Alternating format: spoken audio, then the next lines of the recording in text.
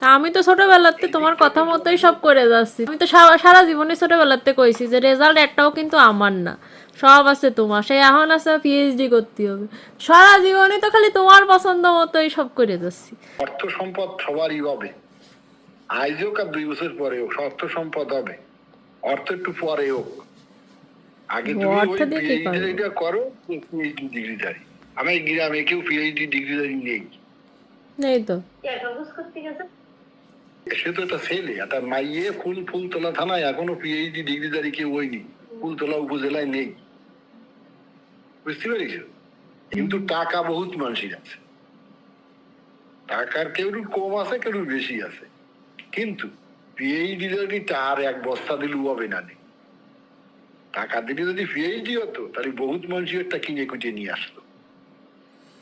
তুমি যেটা করতে চাচ্ছ এটা অমূল্য, কোনো মূল্য হয় না, অতি কোনো টাকার সঙ্গে তুলনা হয় না। ব্যবসা বাণিজ্য করবো আমার আছে সেটাই ইচ্ছা, ওই ফ্রিডম লাগবে আমার, ওই ইচ্ছা মতো।